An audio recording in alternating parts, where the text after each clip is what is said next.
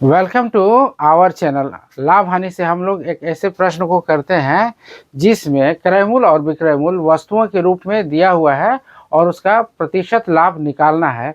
तो ऐसे प्रश्नों को हम लोग कैसे हल करेंगे, आइए देखते हैं। तो सबसे पहले हम लोग देख रहे हैं कि क्वेश्चन में हमारा है, ये आरआरबी एनटीपीसी में पूछा गया प्रश्न है।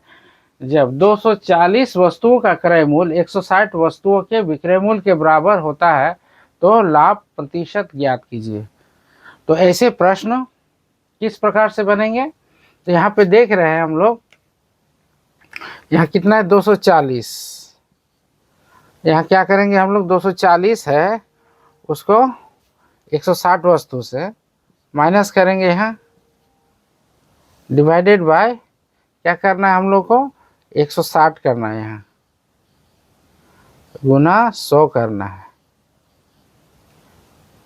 तो इसको कैसे सॉल्व करेंगे हम लोग देख रहे हैं।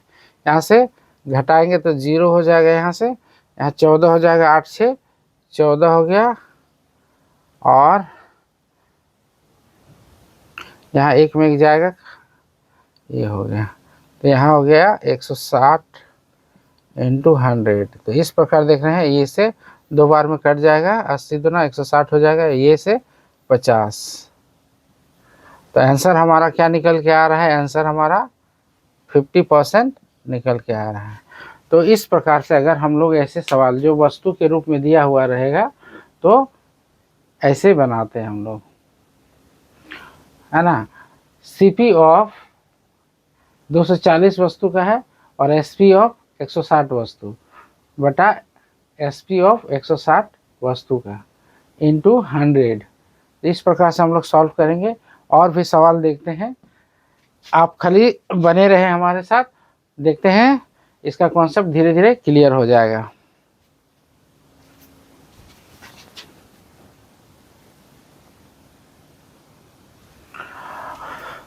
तो ऐसे ही प्रश्न है हमारा, एक दूसरा प्रश्न है जो कि 25 पुस्तकों का क्रय मूल्य 20 पुस्तकों के विक्रय मूल्य के बराबर होता है तो लाभ प्रतिशत ज्ञात कीजिए।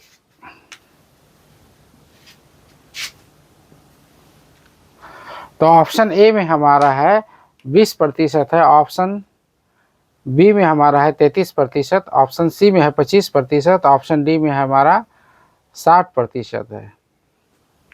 तो ऐसे प्रश्न को फिर से कैसे बनाएंगे हम लोग, क्या करना है, 25 को लिखना है यहाँ पे, फिर माइनस करना है 20 से, फिर 20 से डिवाइड करना है, फिर यहाँ 100 करना है। तो हमारा हो जाएगा 5/20 इंटू 100। यहाँ से काटेंगे 20 बचे 100 हो जाएगा। तो हमारा कितना निकल के आ रहा है, 25%। तो कौन सा आंसर हमारा सही हो जाएगा, ऑप्शन सी जो है हमारा सही हो रहा है। तो इस प्रकार से हम लोग देख रहे हैं कि 25 पुस्तकों का क्रय मूल्य जो रहता है वो 20 पुस्तकों के विक्रय मूल्य के बराबर होता है बटा 20 पुस्तकों के विक्रय मूल्य गुना 100। तो इस प्रकार हम लोग बनाते हैं ऐसे सवालों को।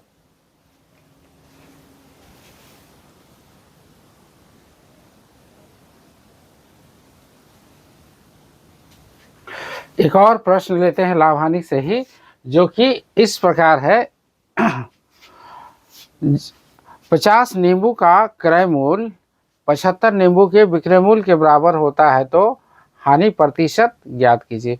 तो जब हम लोग देखें कि उस समय 50 नींबू का उस समय क्या था हमारा, क्रय मूल्य वस्तु में क्रय मूल्य क्या था, ज़्यादा होता था और विक्रय मूल्य वस्तु कम होता था।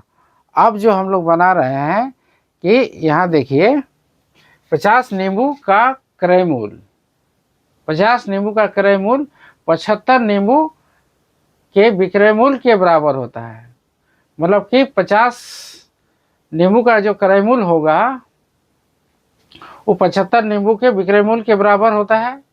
तो यहाँ पे देख रहे हैं कि ज़्यादा हम लोग को देना पड़ता है, क्या, ज़्यादा नींबू देना पड़ता है, 75 नींबू देना पड़ता है। तो जाहिर सा बात है कि जब हम लोग 50 नींबू का क्रय मूल्य खरीदते हैं, 50 नींबू को खरीदते हैं और 75 नींबू के बराबर हमको उसका मूल्य रखना पड़ता है बेचने में, तो 25 नींबू का हम लोग का लॉस हो जाएगा। क्या हो जाएगा? 25 नींबू का घाटा हो जाएगा। इसीलिए यहाँ प्रतिशत हानि हम लोग निकालते हैं। तो पहले क्या था कि क्रय मूल्य में वस्तुओं की संख्या ज़्यादा हुआ करता था और विक्रय मूल्य में कम वस्तु देना पड़ता था, जिससे हम लोग का वस्तु जो है बच जाता था।